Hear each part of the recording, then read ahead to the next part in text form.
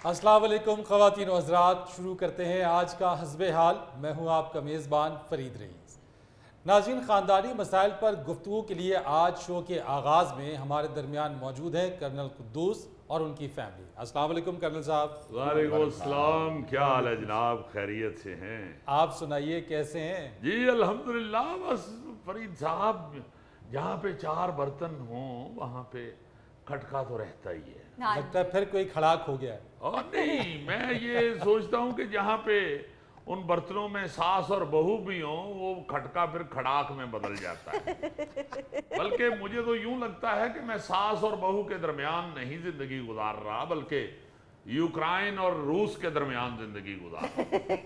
और हर वक्त खौफ ही रहता है कि पता नहीं किस तरफ से बम आ जाए। चले शुक्र करें बम चला तो नहीं ना। भाई पास पड़ा ही खौफजदा करता रहता है। और सिर्फ बम ही नहीं फरीद साहब, मैं तो वो खुश नसीब हूं जो बम के साथ साथ एक अदद मिसाइल भी अपने घर में फिट किए हुए हैं। साहब जी, ये वाहिद मिसाइल है कि जिसमें बारूद नहीं, खुराक भरी होती है। तुम खामोश रहो शरफू। भाईजान, आप कभी मुझे मिसाइल कह देते हैं, कभी फूलझड़ी कह देते हैं। अब्दुल सलाम फूल झड़ी तो नहीं कह सकते आपको। हाँ, सावन की झड़ी कहें तो वो कह सकते हैं, क्योंकि उसका खलारा भी काफी होता है। बहरहाल फरीद साहब, ये वाकई सच है कि जो घर के अफराद होते हैं वो अपनी हरकत से फुलझड़ी की तरह भी रह सकते हैं। हाँ जी। और अपनी तबीयत की वजह से ही वो बम भी लगना शुरू हो जाते हैं, मिसाइल लगना शुरू हो जाते हैं। हाँ। बल्कि बसा औकात तो एटम बम भी बन जाते हैं। ओह माय गॉड, जहाँ मिसाइलों और बमों की बात हो रही हो वहां दुरानी का बैठना बनता नहीं। मैं अपने जंगल की तरफ जा रहा हूँ, कुद्दूस साहब मुझे इजाजत दे। ओ बैठो दुरानी, क्या कर रहे हो? वो छोटे छोटे घरेलू मसाइल हैं। मैं वही तो कहना चाह रहा हूँ कि उसको बेशक आप इग्नोर कर रहे हैं और उसका बेशक बम बना लें। हाँ जी। आप देते हैं छोटी छोटी बात को तू। मैंने तो आपसे ये कहा था कि आपकी बहू चुप चुप कर मेरी बातें सुनती है। ओ मामा, मैं नहीं, आप सुनती है मेरी छुप छुप के बातें। जरा सी मेरे फोन की बेल बजती है, हाँ। मामा किसी ना किसी बहाने मेरे कमरे में आ जाती हैं और तब तक मेरे कमरे से बाहर नहीं जाती जब तक मैं फोन पे बात बंद ना कर दूं। झूठ बोल रही है ये। मैंने खुद देखा है। अच्छा भला तुम घर में रेसी जीप की तरह जा रही होती है, जरा सा उसके कमरे का दरवाजा आता है तो तुम 22वीं लोडर ट्राले की तरह आहिस्ता हो जाती है, सिर्फ इसलिए कि सुनूं तो सही अंदर क्या हो रहा है। ना ऐसे किया करो खुदारा।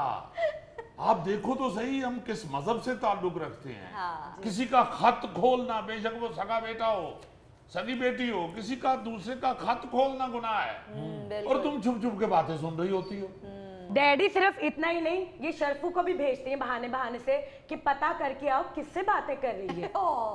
मुझे क्या जरूरत है? तुम उज़मा से बात करो या नुसरत के साथ। हाँ, देख ले डैडी, अगर ये मेरी बातें नहीं सुनती तो इनको कैसे पता मेरी सहेलियों के नाम। हाँ। लो बताओ शरफू, तुम मर जाओ अगर तुम झूठ बोलो। मैं तुम्हें भेजती हूँ उसकी बातें सुनने। जी नहीं, कभी नहीं भेजा।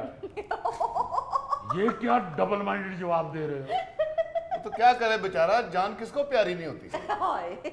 अब्बू, इंतहा तो ये है कि अक्सर मामू भी हमारे कमरे में आ कहते हैं, बेटा तुम्हारे कमरे का फर्श ठंडा है, मैं यहाँ लेट रहा हूँ। और बेटा जरा ये भी बताओ कि अब्दुल सलाम लेटा हुआ कैसा लगता है? जी बिल्कुल ऐसे ही जैसे छप्पड़ में से निकल के दरियाई घोड़ा सन बात ले रहा हूँ। इसको मना करें। क्या मना करूं? उसे जो लगता है वो बता रहा है। सिर्फ एक दिन गया हूँ इनके कमरे में, उस दिन जिस दिन बारिश हो रही थी और बिजली कड़क रही थी। मैंने सोचा बच्चे कहीं डर न रहे हों, इनके कमरे में जाके सो जाता हूँ। मेरे बच्चे बिजली कड़कने से नहीं डरते, तुम्हारे खराटों से डरते हैं अब्दुल सलाम। ठीक है, मैं अपने भाई को लेकर कहीं चली जाती हूँ। फिक्र ना करें, रोजाना 2-3 दफा कहती हैं। शरफू, शरफू तुम्हारा क्या ख्याल है, गुस्से में लिए हुए डिसीजन ठीक होते हैं? नहीं, बिल्कुल भी नहीं, बिल्कुल भी नहीं। नॉर्मल तबीयत के डिसीजन भी आपके ठीक नहीं होते। मैं सिर्फ इतना कहना चाहता हूं कि आप जब छुप के किसी की बात सुन रहे होते हैं हाँ जी। भाई एक फोन पे बात हो रही है, उधर से पता नहीं क्या सवाल आया, इधर से क्या जवाब है। बिल्कुल। आप सिर्फ जवाब सुन के उसको अपने किसी सवाल के साथ अटैच करके तो अपना ख्याली सा कोई ऐसा खाका बना ले जहन में कि ये हमारे खिलाफ बात हो रही है या हमारे मुतल्लिक कुछ बताया जा रहा है, या तो आप भी गुस्से में ही आएंगे ना, झगड़ा ही बनेगा। बिल्कुल। इसीलिए तो ये गुनाह है छुप छुप के बातें सुनना एक दूसरे की। भाई आप अपनी जिंदगी गुजारें, उसे अपनी जिंदगी गुजारने दें, क्या जरूरत है छुप छुप के एक दूसरे की बातें सुनने की? वो दूसरे को पता तो चल ही जाता है। तो और क्या, हमारे तो घर में कोई इतना चौड़ा पिलर भी नहीं जिसके पीछे छुप के मामू बातें सुन ले। देखा, जिस मामू ने गोद में खिलाया उसी को बातें कर रहा है। मैं किस लिए सुनूंगा आपकी बातें? तुम कौन सा मुल्की सतह पे बातें कर रहे होते? बहुत बुरी बात है किसी की बातें छुप छुप कर सुनना। This is not fair. Farid साहब आप यकीन करें, जब जंगल में शेर बैठकर अपनी फैमिली के साथ बातें कर रहा होता है, मैंने उनकी कभी बात नहीं सुनी। शेर मेरी तरफ देखे भी तो मैं कहता हूं कैरी ऑन कैरी ऑन, मैं दूर चले जाता हूं। जब उनकी बातें खत्म हो जाती हैं फिर मैं हमला करता हूं उनके ऊपर। दुर्रानी साहब, ये कौन से शेर हैं जिनको आप कह देते हैं carry on carry on? Sir असल में दुरानी साहब ने अपनी कोठी के पीछे जो लॉन है उसको जंगल बनाया हुआ है, वहां फोम के शेर रखे हुए। जिस दिन बारिश हो जाए ना जी, शाम को अपने शेर निचोड़ के अंदर ले जाते हैं। मुचड़ा हुआ शेर कितना खतरनाक होता है तुम्हें क्या पता अब्दुल सलाम? जब शेर अच्छी तरह सूख जाए ना, मैं फिर उसको बाहर निकालता हूं। एक दफा तो हमसायों की बिल्ली अब्बू के शेर की दुम उखाड़ के ले गई। वो कर सकती है, वो शेर की खाला होती है। मोहल्ले के बच्चे आवाजें लगानी शुरू हो गए कि दुरानी अंकल ने लुंडा शेर रखा हुआ है। लुंडे शेर का एक ही नुकसान होता है फरीद साहब, उसका बैलेंस आउट हो जाता है। वो कभी कभी बैठा बैठा आगे को गिर जाता है। दुर्रानी साहब, मैं तो पहली दफा सुन रहा हूं आप किस किस्म के शिकारी हैं। फोम के शेर रखे हैं, लुंडे शेर रखे हैं आपने। एडवेंचर ओनली प्रैक्टिस के लिए रखे हैं मैंने, प्रैक्टिस के लिए। सही शिकार तो मैं असली जंगल में जा करता हूं। तो किस मौसम में जाते हैं दुर्रानी साहब शिकार पे? जिस मौसम में जंगल का किराया इकट्ठा हो जाए। किराया इकट्ठा करना मेरे लिए कोई मुश्किल बात नहीं है फरीद साहब। किसी भी दोस्त को मैं फोन करके कह देता हूं, फरीद मैं शिकार पे जा रहा हूं, अल्लाह के नाम पे मुझे किराया भेज दो। दुरानी क्या फजूल मजाक शुरू कर दिया तुम लोगों ने। वैसे यार क्या मजे की फैमिली है आप लोगों की, लेकिन फिर भी आप लोग छोटी छोटी बातों के ऊपर लड़ रहे होते हैं। फरीद साहब, छोटी बात, जब भी मैं कभी इनके साथ कोई बात कर रही होती हूँ तो ये कान लगा के दरवाजे के साथ हमारी सारी बातें सुन रही होती है। अल्लाह माफ करे, कब मैंने दीवार के साथ कान लगाया है? मुझे सब पता है, मैं कोई चूची नहीं हूँ। चूची तो तुम वाकई नहीं हो, बाकायदा पूरी कुकड़ी हो। बल्कि वो कुकड़ी जिसने दड़बे में बाकी सबको वक्त डाला होता है। ना करो ऐसी बातें, क्यों खुदा के वास्ते। ये शख्स जो है ना जी, असल में ये जो मुलाजिम होते हैं या इर्द गिर्द के आपके लोग होते हैं, हाँ जी, वो ये देख लेते हैं कि आपकी तबीयत कैसी है, बिल्कुल घर में सिचुएशन क्या चल रही है, किस सिचुएशन के साथ खेला जा सकता है, बिल्कुल। ये लोग सब जानते हैं। ये बड़े तेज होते हैं। इनको पता चल जाए ना कि बेगम साहिबा जो हैं वो बहू रानी के साथ ठीक नहीं है, बिहेव ठीक नहीं है, या उनके साथ इनकी लड़ाई चल रही है, हाँ जी। तो लाजमन ये किसी ना किसी पार्टी के साथ मिल जाते हैं। कर्नल साहब, और घर में इस चीज का ये फायदा भी उठाते हैं और लड़ाई भी डलवाते हैं। जी हाँ, जी हाँ। सबसे पहले बात ये शुरू करते हैं कि बीबी जी वो बताने वाली बात तो नहीं है, मगर मेरा नाम ना लीजिएगा। वो जो बीबी है ना, छोटी बीबी, वो आपके मुतल्लिक ये कह रही थी। अब जो मालकन होती है, बकवास नहीं करो, अगर मालकन बेचारी इस तरह की हो माशाल्लाह, पढ़ी लिखी, तो वो तो फौरन उसकी बात के पीछे लग जाएगी। उसे कह देगी कि जरा फिर सुनना, जरा ध्यान रखा करो, जरा मुझे आके बताते रहा करो। तो अगर कोई समझदार हो और जाहिल हो, आप जैसी पढ़ी लिखी ना हो, कोई जाहिल खातून हो, तो वो फौरी तौर पे नौकर को झाड़ दे, खबरदार ऐसी बात की तो आई। वो भी घर की मालकिन है, ऐसी बात नहीं करनी, नहीं करनी। तो वही बात खत्म हो जाती। भाई आप किस लिए मुलाजिम के पीछे लग के तो अपने घर में फसाद और झगड़ा खड़ा कर रहे हो? अरे वाह वाह कदूस साहब, इतनी अच्छी बात की। आपकी बात सुनकर आज मुझे लगा कि मैंने 5 फुट का शेर मारा है। साहब जी मैं आपके घर में छोटा सा आया था, तो मुझे क्या जरूरत है लगाई बुझाई करने की? तो फिर बीबी को कैसे शक पड़ जाता है कि दरवाजे के साथ किसी ने कान लगाया हुआ है? हाँ। ये क्या अपनी एक आंख बाहर सहन में रख के अंदर जाती हैं? मुझे खुद ही पता चल जाता है। हाँ, पता चल जाता है। जैसे पहले ही से डांटती थी कि क्यों आके ये कहते हो कि मेरे भाई अब्दुल सलाम ने फ्रिज खोला हुआ है। हाँ। याद है ना? ये वही शख्स है। भाई की आके तुम्हें बात बताता था, उसमें तुम्हें इसे डांट देती थी। अब बहू की बात बताता है तो तुम उसके साथ मिल जाती हो। हाय। फ्रिज तो अब्दुल सलाम इतना खोलता है फरीद साहब, देखें डॉलर कहाँ चला गया है, महंगाई कितनी हो गई, पेट्रोल कितना महंगा हो गया है। हाँ। इन दोनों बहन भाइयों की सेहत पे कोई असर नहीं हुआ। दुरानी अंकल, हमारा फैमिली स्ट्रक्चर ही ऐसा है, आपने हमारे अब्बू को नहीं देखा हुआ। जी हाँ, इस स्ट्रक्चर की वजह से इनकी फैमिली में कोई बच्चा पैदा होता था तो एलडीए से अप्रूवल लेटर लिया जाता था। हाँ अम्मी बताती हैं कि नाना अबू को महफिल में जब लाते थे तो रेडी पे बिठा के लाते थे। आपको क्या महफिल में गुट पे बिठा के लाते हैं? यार बस कर दो खुदा के वास्ते, हाय। तो किसी वक्त सीरियस भी हो जाया करो। इंतहाई अफसोसनाक सूरत हाल हो चुकी है फैमिली की फरीद साहब। जी। छोटी छोटी बातों पे झगड़ा शुरू हो जाता है, छोटी छोटी बातों पे नाराजगियां शुरू हो जाती हैं। हाँ। खुदा के लिए देखो, कुछ थोड़ा सा समझो। वक्त आपको कमर पे हाथ रख के धक्का लगा रहा है, हाँ। कब्र की तरफ धकेल रहा है वक्त आपको। और बहुत तेजी के साथ कुद्दूस साहब। जितनी थोड़ी सी जिंदगी है, जितनी देर जमीन के ऊपर हो, हाँ। खुदा के लिए एक दूसरे के साथ मोहब्बत करो, बिल्कुल। एक दूसरे के साथ प्यार प्यार। करो, अपनी फैमिली को बचाओ। बिल्कुल। फैमिली को इसने क्या बचाना है, ये तो रात के बचे हुए चावल नहीं छोड़ता। नाज़रीन, यहाँ पर वक्त हुआ एक ब्रेक का, हमारे साथ रहिए। एक बंदे ने लिखा हुआ जट दा खड़ाक, मैंने गाड़ी रोक ली, मैं कहा थले आ तेरा खड़ाक ते वहां सा वो शीशे के ऊपर तुमने इतना इतना मोटा लिखाया हुआ है जट दा खड़ाक। गाड़ी तुम्हारी कहीं लग गई तो फिर तुम्हें पता चलेगा खड़ाक असली होता क्या है।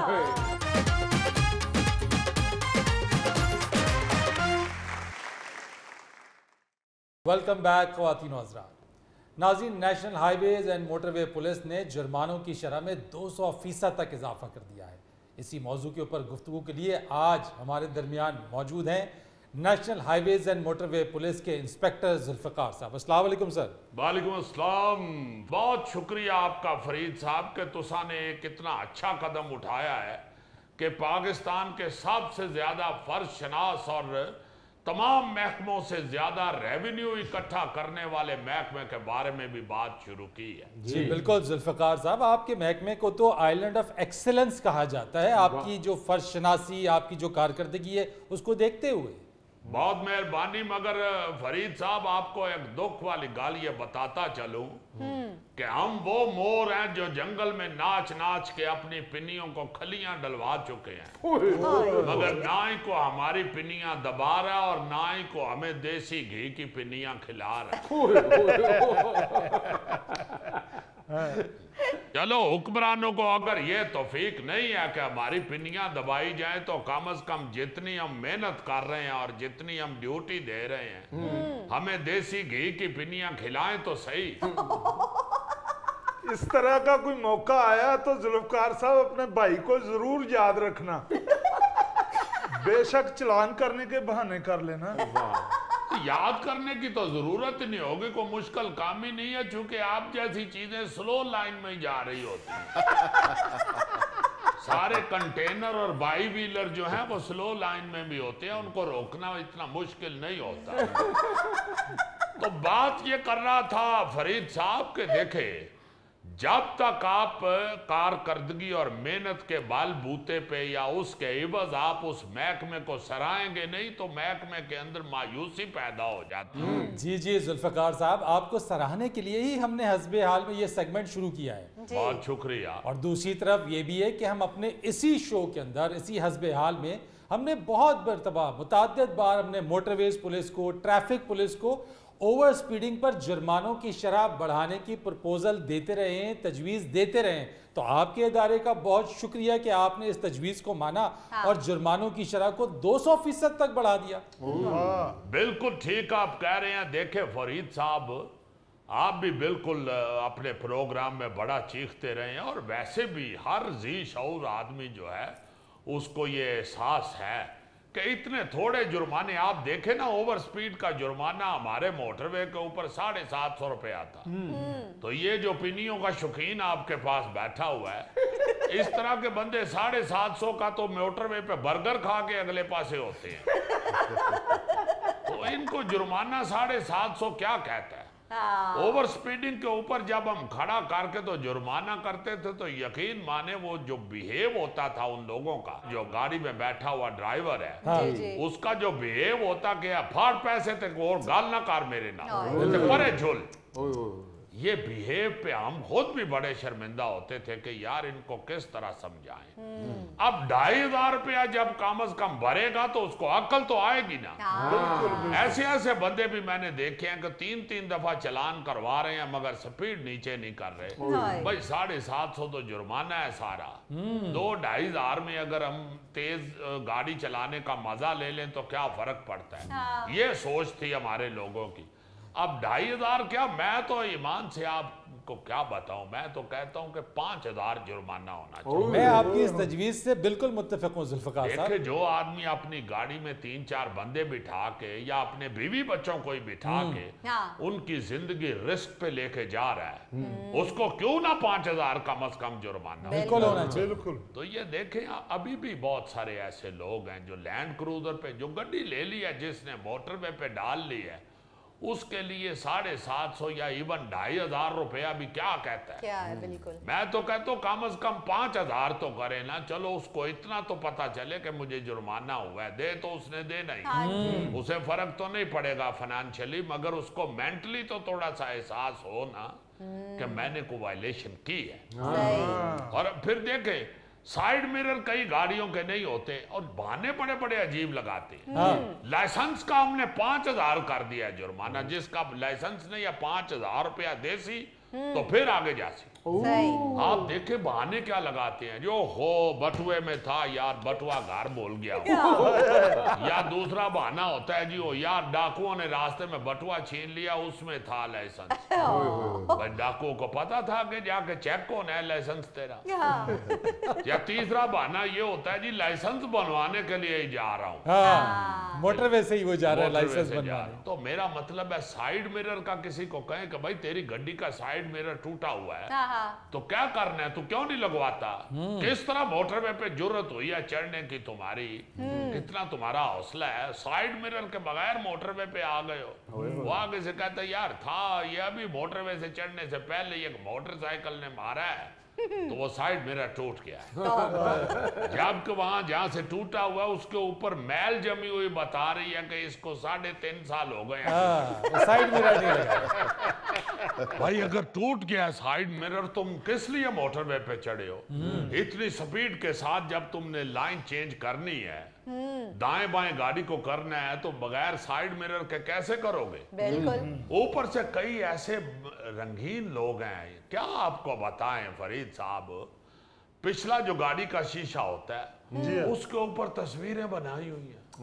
वो बंदा खुदा पीछे देखते कैसे हो, किस तरह देखते हो? विजन ही क्लियर नहीं है, पीछे क्लियर ही नहीं है, बड़ा बड़ा कुछ लिखवा लेते हैं। एक बंदे ने लिखा हुआ जट दा खड़ाक, मैंने गाड़ी रोक ली, मैं कहा थले याद रहा खड़ाक ते वहां साथ वो शीशे के ऊपर तुमने इतना इतना मोटा लिखाया हुआ है जट दा खड़ाक। गाड़ी तुम्हारी कहीं लग गई तो फिर तुम्हें पता चलेगा खड़ाक असली होता क्या है। तस्वीरें भी लगाई होती है जनाब पिछले शीशे पे, वो नकाब लगा के आंखें लगाई होती है। अब देखे ना, उसको तो जो फर्क पड़ना है पड़ना है। इस तरह का बंदा जिसे अभी भी याद है कि आंखें नजर आ रही होती हैं, वो गड्डी चलाएगा तो कि तुसानी आंखा वेखेगा। वैसे जुल्फकार साहब आंखें होती प्यारी हैं। जुल्फकार साहब, कईयों ने तो पूरे शीशे में पाकिस्तान का झंडा बनवाया होता है, अगर कोई पूछ ले तो फिर जज्बाती गुफ्तगू शुरू कर देते हैं। हाँ, फिर पाकिस्तान के सके मामे बन जाते हैं। और अगर उनसे पूछ लो ना कि पाकिस्तान बना कब था, तो कहते हैं जी मैं तो पैदा नहीं हुआ था, मेरे सामने नहीं बना। ये भी आपने अच्छा किया जुल्फकार साहब कि सीट बेल्ट ना बांधने पर भी जुर्माना जो है बढ़ा दिया है। बड़ा जरूरी है ना, कई एक्सीडेंट ऐसे हुए हैं कि सीट बेल्ट जिनने बांधी हुई है वो बच गए हैं, दूसरा मर गया। कितना जुर्माना हुआ जी सीट बेल्ट ना बांधने का? और इस आप 1500 रुपए जुर्माना अब कर दिया है मोटरवे पुलिस ने। पहले तो ये था कि सिर्फ ड्राइवर अगर सीट बेल्ट ना लगाए तो उसको जुर्माना होता था, लेकिन अब अगर ड्राइवर के साथ जो शख्स बैठा हुआ है उसने भी सीट बेल्ट नहीं लगाई है तो 1500 रुपए का जुर्माना मस्ट होगा। और वो होगा उसे ही जो गड्डी चला रहा है।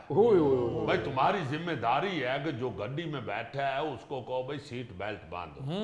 मगर जुल्फकार साहब, सीट बेल्ट का जुर्माना 1500 तो बहुत ज्यादा है। चलो तुम्हें क्या फर्क पड़ता है, तुम तो घर उड़ के ही जाते हो ना।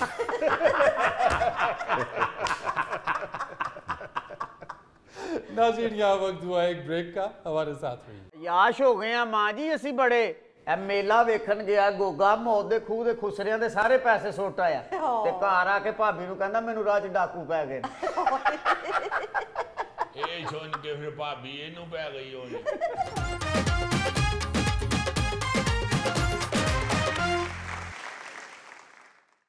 जी वेलकम बैक ख़वातीन और हज़रात। नाज़रीन, हमारे दरमियान इस वक्त अम्मा फरीदा मौजूद हैं और उनसे इस वक्त दौरे हाजिर की इंतहाई हसास मौजू के ऊपर गुफ्तगू हो रही है। जी अम्मा, क्या कह रही थी आप? पुत्र मैं पई कहती सा असी जदों छोटे छोटे सा तो उस वक्त एक बड़ा खान मशहूर था। बुए आई जंज ते विनो कुड़ी दे कान। ओ आजकल सारा पाकिस्तान इस पे लगा हुआ है। हर जगह यही हालत है, बुए आई जंज ते विनो कुड़ी दे कान। अम्मा जी, अगर आप सामने तशरीफ ले आए तो हमारे नाजरीन भी आपकी बात सुन लेंगे। ते पुत्र इन नाजरीन को बात की यहाँ समझ नहीं आ रही। नहीं अम्मा जी, मैं इनकी बात नहीं कर रहा, मैं उन नाजरीन की बात कर रहा हूँ जो टीवी पे हमें और आपको देख रहे हैं। ते पुत मैनू ते 10 में दुपट्टा ते सही कर लवां। कर ले अम्मा जी। किथे बह जावां? आ जाएं इधर आ जाएं, सामने तशरीफ रखें अम्मा। अल्लाहु अकबर। अल्लाह खैर। आराम से। बात ये कर रही थी कि ये जो है ना बुए आई जंज ते विनो कुड़ी दे कान, इसका पुत्र मतलब है कि दरवाजे के ऊपर बारात आ गई है तो अब दुल्हन के लड़की के कान छिदवा लें जल्दी से। यानी काम सर पे पहुंच गया हुआ है तो उसका बंदोबस्त ही नहीं हुआ। ये हमारे अब हर घर की कहानी बन गई हुई है। हर बंदा, हर जनानी जो है वो जब सर पे पड़ जाती है तो फिर परेशान हो जाती हैं। बेचारी रोना पिटना डाल देती हैं। बिल्कुल माँ जी। अक्ल वाला काम नहीं कर दिया कि पहले ही तैयारी करिए। हाँ जी। हाँ, तू सुना ठीक है पुत्र? जी माँ जी, मैं ठीक ठाक, आप ठीक ठाक हैं? हाँ, शुक्र है अल्लाह दा पुत्र। जी माँ जी। गुट करे कारवार। अच्छा माँ जी, ठीक। बात ये है कि इसलिए बात कर रही थी। जी अच्छे बहने। जी अम्मा, सामने तशरीफ रखें। ये बात इसलिए कर रही थी कि रुकैया आई हुई थी मेरे पास। अच्छा। नाल ही रहती है, बड़ी चंगी कुड़ी है। अच्छा। मेरी बेटी बनी हुई है। जी माँ जी। कह रही थी कि माँ जी बच्ची की अब शादी करनी है। आपके तो बेटे बाहर होते हैं, तो मुझे उधारे पैसे ले दें उनसे। हर दूसरे तीसरे दिन पुत्र कोई ना कोई मल्लेदार भैन भरा कोई इस तरह की बात करते हैं। मेरा तो दिल करता है अपने बूहे अगे लिखा दिया, पाकिस्तान का वर्ल्ड कप जीतने तक आधार बंद है। बात ये नहीं, एक दूसरे के काम आना चाहिए। हाँ जी बिल्कुल। ऐसी बात नहीं है कि कोई काम आपको क्यों कह देता है। हाय हाय। रोना इस बात का आता है कि मैं क्या नहीं रुकैया नी बेवकूफे, कुड़ी कोठे जिड्डी हो गई है तो तू उसकी शादी के लिए बंदोबस्त भी नहीं किया हुआ, को पैसे भी नहीं हो जोड़े। आंधी अम्मा कित्थों जोड़िए, महंगाई बड़ी हो गई। मैं क्या बात सुन, जब मेरी शादी हुई थी तो चाचे तेरे की तनख्वाह 17 रुपये थी। 17 रुपये पुत्र। उदों जिन्नी इनकम सी ओदे हिसाब नाल उदों भी महंगाई सी। सारे आंदे सन के किवें गुजारा होएगा 17 रुपया च, बड़ी महंगाई है। जब दौर गुजर जाता है तो हम फिर कहते हैं कि साडा दौर सस्ता था। हालांकि हर मौजूदा दौर महंगा ही होता है, मगर करते क्या थे। चाचे तुहाडे ने मैनू खर्चा देना हाडी रोटी दा। मैं विचों रुपया तेली चुआनी निकाल के बचा के अलमारी में वो अखबारें बिछाई होती थी। कभी अखबार के नीचे, कभी स्टोर में एक पड़ी होती थी मेरे पास चाटी, उसमें फेंक देने पैसे। कभी मैंने तकिए के गिलाफ में फेंक देने, छुपा लेने। तो पुत्र इस तरह जोड़ते थे। अल्लाह के फजल से सब बच्चों की शादियां की हैं। तो मैंने जब जहेज के चीजें दिखाई है ना आपके चाचे को, तो उसकी आंखें खुली रह गई। बड़ा मखौलिया सी। मैनू कहंदा इन्ने पैसे किथों कढ ले आएंगे, तू मौत दे खूह च मोटरसाइकिल चलाउनी। मैं क्या तुहाडी होई मोटरसाइकिल चलदी रवे ते अल्लाह दी मेहरबानी।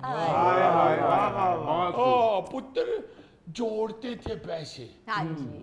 उस वक्त ये नहीं थे करते कि पल्ले जे वध पैसे ने ते बाला नू पिज़्ज़ा मंगा दियो। जोड़ते थे। आंखों के सामने तीन बहनें होती थी, बच्चे होते थे कि इनके खर्चे पड़ने हैं। ये नाना हो के बूहे आई जानते विनो कुड़ी देखा। जब शादी करनी हो तो उस वक्त सियापा ना पड़ जाए।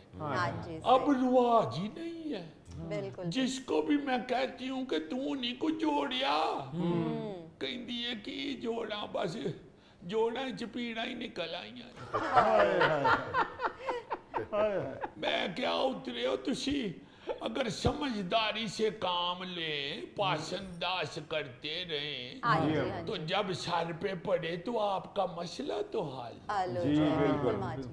मैं इसलिए नहीं कह रही कि रुकैया ने पैसे मांगे हैं या सलमा आई सी पैसे लैन आस्ते। मैं ये गल तां कर रही हूँ कि पुत्र पैसे मंगदियां शर्म आनी चाहिए। शर्म इस गल दी कि अगला ये ना सोचे ने इस वक्त आस्ते जोड़े ही नहीं होए। जोड़ने चाहिए पैसे, संभाल के रखने चाहिए। फालतू जो है ना ये गैर जरूरी अखराजात अपने बंद करो। जेडे पैसे थोड़े बहुते वध देने या वधा सकते हो या किरच कर सकते हो, वो बचत करो। अम्मा बचत तो लोग करते हैं, लेकिन आजकल जितने बिजली गैस के बिल आ रहे हैं उसमें बचत कहाँ हो सकती है अम्मा? मेरे पुत्रा बात ये है कि जब हमारा दौर था तो उस वक्त भी बिल का रौला होता था। ਤੁਹਾਡਾ ਚਾਚਾ ਹਰ ਵੇਲੇ ਬੱਤੀਆਂ ਹੀ ਬੁਝਾਉਂਦਾ ਰਹਿੰਦਾ ਸੀ। रब जानता है कभी कभी कहता होता था कि ये फालतू बल्ब क्यों जल रहा है, ये फालतू पंखा क्यों चलाया हुआ है। बिल्कुल सही। कमरे में घुस के किस लिए पंखा चलाया, बाहर शेर में बैठो ठंडी एडी सोनी आवाज चल रही है। आदत है ना बेटा, जिस तरह की अपने आप को डालो। सियापा ये है कि हमने अपनी आदतें खराब कर, आदतां ते इन्नियां खराब कर लिया ने असां मां जी। ਇਹ ਗੋਗਾ ਪੱਖੇ ਦੇ ਅੱਗੇ ਬਰਫ਼ ਦਾ ਬਲਾਕ ਰੱਖ ਕੇ ਤੇ ਅੱਗੇ ਮੰਜੀ ਢਾ ਕੇ ਸੌਂਦਾ ਜੀ। ਬਰਫ਼ ਦਾ ਖਰਚਾ ਵੱਖਰਾ, ਬਿਜਲੀ ਦਾ ਖਰਚਾ ਵੱਖਰਾ। ਕਈ ਵਾਰਾਂ ਤੇ ਹਮਸਾਇਆਂ ਨੇ ਬੂਹਾ ਖੋਲ ਕੇ ਕਿਹਾ ਬਾਜੀ ਆ ਭੈਣ ਨੂੰ ਬਰਫ਼ ਲਾਈ ਜੇ, ਭੈਣ ਫੌਤ ਹੋ ਗਏ ਨੇ। ਜਿਉਂਦਾ ਰਵੇ ਪੁੱਤਰ, ਇਹੋ ਜਿਹੀਆਂ ਗੱਲਾਂ ਕਿਉਂ ਕਰਨੇ। ਬਸ ਮਾਂ ਜੀ ਆਦਤਾਂ ਜੋ ਖਰਾਬ ਕਰ ਲੀਆਂ ਨੇ, ਫਿਰ ਬਿਜਲੀ ਦਾ ਬਿੱਲ ਆਉਂਦਾ ਫਿਰ ਚੀਕਾ ਮਾਰਦੇ ਜਿਵੇਂ ਕਰੰਟ ਆ ਗਿਆ। ਨਹੀਂ ਪੁੱਤਰ, ਛੱਤਾਂ ਤੇ ਸੌਂਦੇ ਸਾਂ, ਠੰਡੀ ਹਵਾ ਚੱਲਦੀ ਏ ਉੱਤੇ। ਤੇ ਹੁਣ ਤੇ ਸਾਰੇ ਲੋਕੀ ਆਂਦੇ ਨੇ ਕਿ ਏਸੀ ਚਲਾਓ ਤੇ ਨੀਂਦਰ ਤਾਂ ਮੈਂ ਕਿਹਾ ਡੰਡਾ ਫੜ ਕੇ ਉੱਥੇ ਮਾਰੇ ਹੁਣ ਨਾ ਦੋ ਹਿੱਕ ਚ ਤੁਹਾਡੇ, ਤੇ ਵੇਖ ਕਿੱਡੀ ਸੋਹਣੀ ਤੈਨੂੰ ਵੇੜੇ ਚ ਨੀਂਦਰ ਆਉਂਦੀ। ਯਾਸ਼ ਹੋ ਗਏ ਆ ਮਾਂ ਜੀ ਅਸੀਂ ਬੜੇ। ਇਹ ਮੇਲਾ ਵੇਖਣ ਗਿਆ ਗੋਗਾ, ਮੌਤ ਦੇ ਖੂਹ ਦੇ ਖੁਸਰਿਆਂ ਦੇ ਸਾਰੇ ਪੈਸੇ ਸੁੱਟ ਆਇਆ ਤੇ ਘਰ ਆ ਕੇ ਭਾਬੀ ਨੂੰ ਕਹਿੰਦਾ ਮੈਨੂੰ ਰਾਹ 'ਚ ਡਾਕੂ ਪੈ ਗਏ। ਇਹ ਸੁਣ ਕੇ ਫਿਰ ਭਾਬੀ ਇਹਨੂੰ ਪੈ ਗਈ ਹੋਣੀ। ਹਾਂਜੀ ਹਾਂਜੀ, ਇਹ ਜ਼ੁਲਫੀ ਬੜੀ ਬੱਚਤ ਕਰਦਾ ਜੀ। ਇਹ ਵੇਖ ਲੋ ਹੱਡੀ ਦੇ ਉੱਤੇ ਐਵੇਂ ਮਾਸ ਹੀ ਕੋਈ ਨਹੀਂ। कुछ ना करो गल पुत्र, मैं ये करन रही हूं कि ये जो हमारी बहनें बेटियां हैं ना, खाउंड बेचारे तो बाहर जाके मेहनत मजदूरी करके पैसे ले आती हैं। जी माँ जी। अब ये बीवी का काम होता है कि बंदा जितने पैसे लेके आया है उसमें घर भी चलाना है और उसमें से बचत भी करना। जितनी मर्जी महंगाई हो जाए, पहला जेड़ा अपना पासंदा से ओ परे करो, ओदे बाद सोचो कि हुन इन्ने च किवें गुजारा होना है। बिल्कुल सही। मुझे याद है एक मेरी बहन, वो अपने खामद को कहती है एक दिन कि चलो हाँ जरा बाहर, मैं किधरे सहेली अल जाना है, मैनू लेके चलो। अच्छा। उसने गाड़ी में बिठाया तो टुर पिया करमाला, तो जाके एक खाली प्लाट के आगे ब्रेक लगा के कहती है गल सुनो, है प्लाट किड्डा वधिया है। वो कहता हाँ वधिया ते बहुत है, पर बड़ा महंगा होना है, तू किथे ब्रेकां लवाउण जाई है।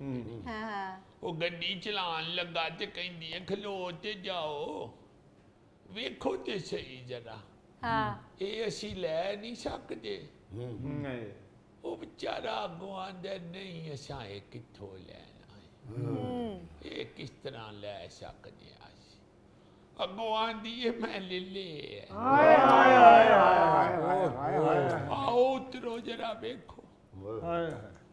पैरिया ਉਹਨੇ ਉਹਦੀ ਪੈਸੇ ਜਿਹੜੇ ਸਨ ਦਿੱਤਾ ਸੀ ਜਿਹੜਾ ਖਰਚਾ, ਉਹਦੇ ਚੋਂ ਚੰਗੇ ਭਲੇ ਪੈਸੇ ਉਹਨੇ ਬਚਾ ਕੇ 25 ਸਾਲ ਪੈਸਾ ਇਕੱਠਾ ਕਰਕੇ ਉਹਦੇ ਰਿਟਾਇਰ ਹੋਣ ਤੋਂ ਪਹਿਲੇ ਉਹਨੂੰ ਪਲਾਟ ਬਹਾ ਦਿੱਤਾ। क्या वाह। ਉਹਦਾ ਖਾਂਡ ਗੱਲ ਸੁਣ ਕੇ ਤੇ ਰੋਣ ਹੀ ਲੱਗ ਪਿਆ। क्यों अम्मा प्लाट कब्जे दा सी? वे नहीं शरारती यार, रोना ਉਹਨੂੰ ਇਸੇ ਗੱਲ ਦਾ ਆਇਆ ਕਿ ਮੈਂ ਸਾਰੀ ਜ਼ਿੰਦਗੀ ਇਹਨੂੰ ਲੜਦਾ ਝਗੜਦਾ ਰਿਹਾ ਕਿ ਤੂੰ ਖਰਚਾ ਬੜਾ ਕਰਨੀ ਹੈ, ਤੇ ਮੈਨੂੰ ਕੀ ਪਤਾ ਸੀ ਇਹ ਜੋੜ ਕੇ ਤੇ ਇਹਨੇ ਮੇਰੇ ਹੀ ਰਹਿਣ ਲਈ ਪਲਾਟ ਲੈ ਲਏ।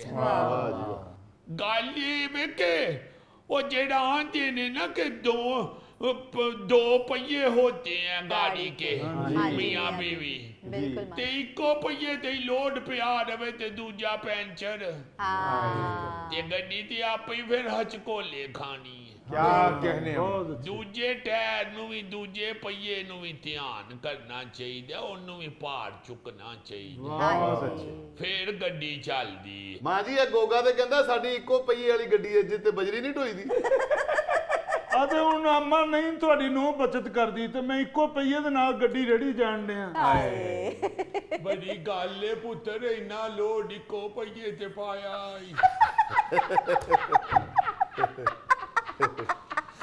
नाज़रीन, यहाँ वक्त हुआ है एक ब्रेक का, हमारे साथ रहिए। रसूल पाक सल्लल्लाहु अलैहि वसल्लम की शान में जो कलाम लिखा हुआ है उसमें क्या खूबसूरत वो शेर है। ओए होए होए होए, इश्क हो जाए किसी से कोई चारा तो नहीं, सिर्फ मुस्लिम का मोहम्मद पे अजारा तो नहीं। ओए होए होए।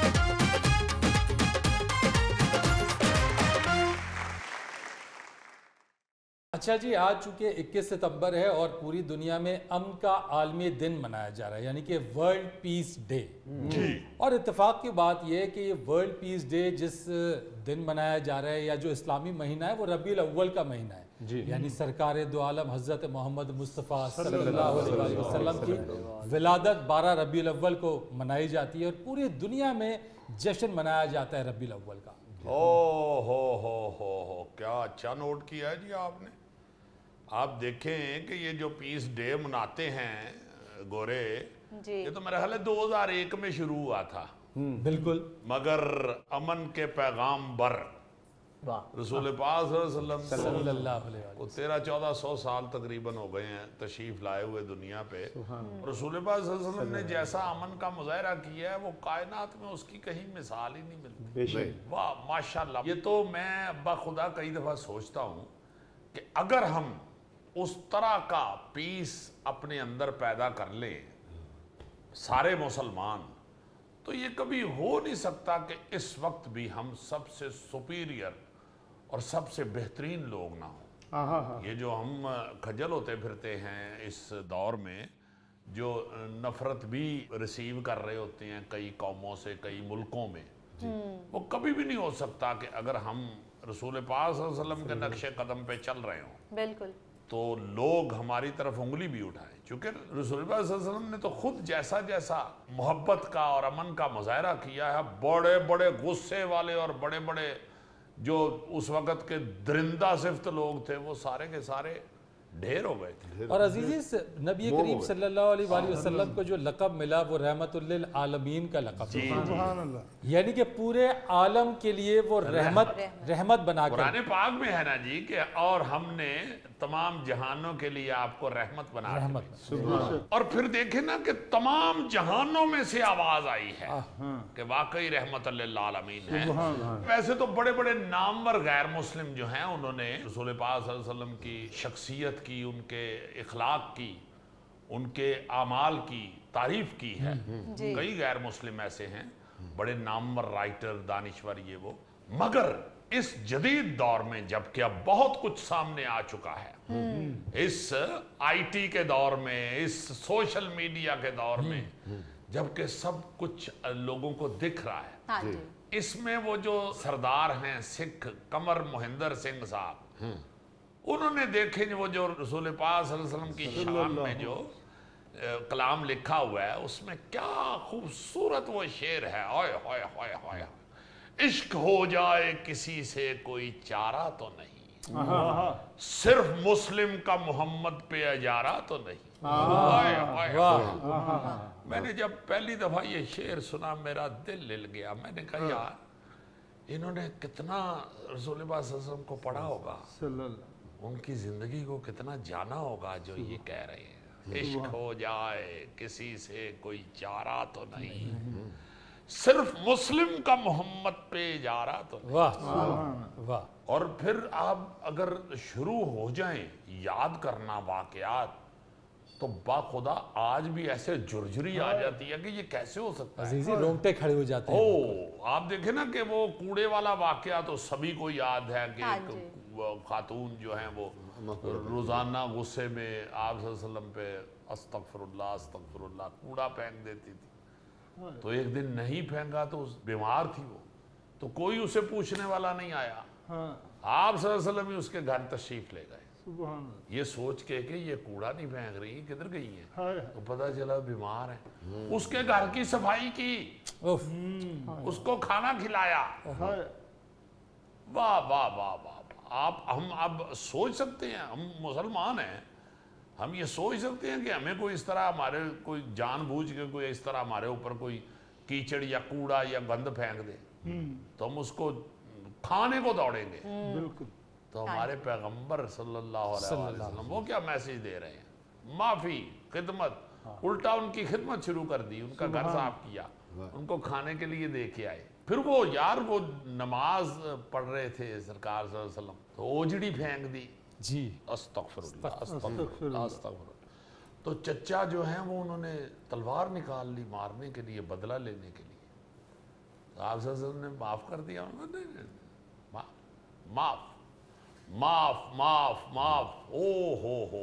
अजीजी अफू दरगुजर तो नबी करीम सल्लल्लाहु अलैहि वसल्लम ने सिखाया, हम उनकी उम्मत ही है। और सबसे बढ़कर ये कि फतह मक्का एक ऐसा वाकया इंसानियत के लिए, मैं सिर्फ मुसलमानों की बात नहीं कर रहा बल्कि पूरी इंसानियत के लिए, दुनिया में मिसाल ले लें कि कोई किसी जगह को, कोई बादशाह, कोई हुक्मरान किसी चीज़ को, किसी मुल्क को फतह अगर करता है तो उसकी गर्दन अकड़ी हुई होती है, वो अकड़ के चल रहा होता है, वो अपने मुखालिफिन को कुचलने की बात कर रहा होता है, मारने की बात कर रहा होता है, कैद करने की बात कर रहा होता है। यानी वो कहते हैं कि उसे प्रिजनर्स ऑफ वॉर जिसे कहते हैं, जंगी कैदी बनाने की बात। लेकिन मेरे प्यारे नबी सल्लल्लाहु अलैहि वसल्लम, बाक़ाए दो जहां सल्लल्लाहु अलैहि वसल्लम जब फतह मक्का करके जब वो जा रहे थे तो उनकी गर्दन झुकी हुई इज्ज़ो इंकिसारी के साथ। गौरी साहब जरा ये देखें कि ये कितनी प्यारी मिसाल है, कितना खूबसूरत मंजर पेश किया है कि मक्का फतह करके जहां से जुल्म और सितम के पहाड़ सह के गए थे, बर्दाश्त करके गए,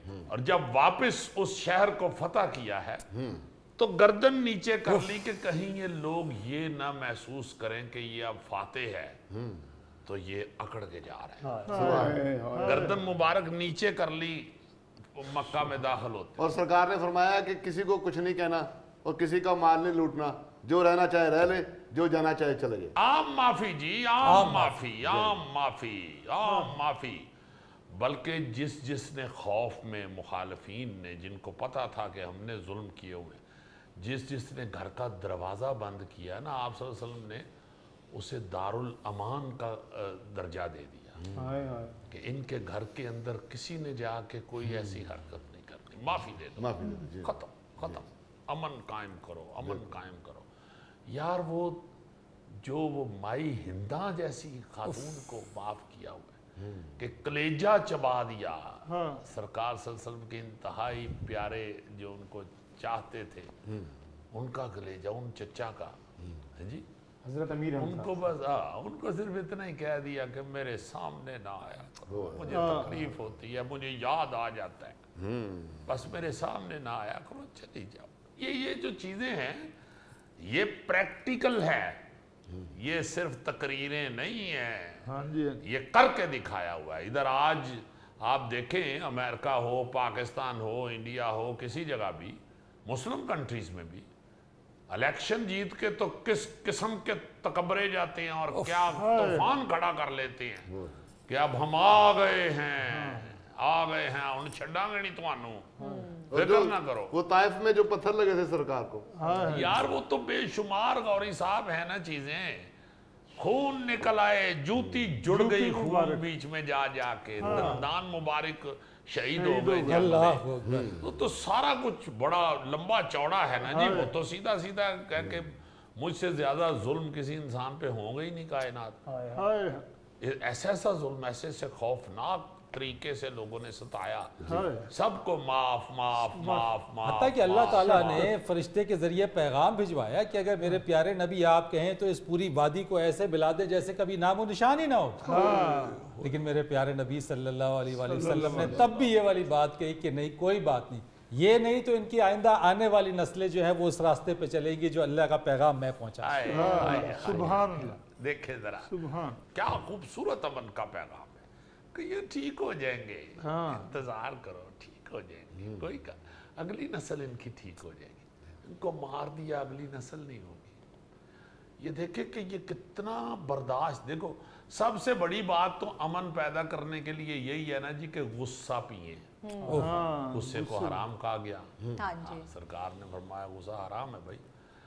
अब गुस्सा जो बंदा पी जाता है वो अमन का पैगाम दे रहा है, वो अमन पैदा कर रहा है। और मैं समझता हूं कि इस वक्त पूरी दुनिया में और ख़ास तौर पे हम पाकिस्तानियों के लिए बाखुदा ये जो दिन है पीस डे, इस दिन सबसे ज़्यादा हमें ये ज़रूरत है कि हम रसूल पाक सल्लल्लाहु अलैहि वसल्लम की ज़िंदगी में जो अमन है, अमन का मुज़ाहरा और अमन के अहकामात, उसकी तरफ तवज्जो दें तो हम कामयाब हों। बिल्कुल नाज़रीन, ये था आज का हस्बे हाल। जाने से पहले एक खूबसूरत बात। मारूफ कलमकार तारिक बलोच सहराई लिखते हैं कि रब जुनून और इखलास से मिलता है और कमली वाले अदब करने वालों को मिलते हैं। अपने मेज़बान फरीद रईस को इजाज़त दीजिए। कल आपसे फिर मुलाकात करेंगे इंशाअल्लाह। तब तक के लिए अल्लाह।